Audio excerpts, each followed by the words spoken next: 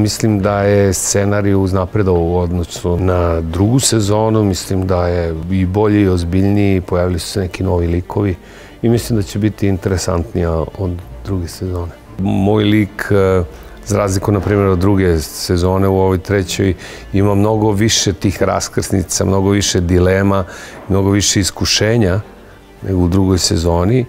Ponovo se uvodi ta neka thriller nijansa, malo odemo i u neke krimi priče, pa se ponovo vraćamo. To su dramaturzi jako vešto smislili da cela treća sezona kreće tog venčanja, skupili su sve likove i onda se desi jedan incident, posle koga kreće thriller situacija i onda se malo vraćamo u prošlost, pa da bi se onda vratili u sadašnjost i igrali sadašnjost do kraja. Ono što je zanimljivo, zanimljive su situacije u kojima su nam likovi, zanimljivi su sukobi između likova, zanimljiva je ta melodramska priča koja sve vreme leluja gore-dole.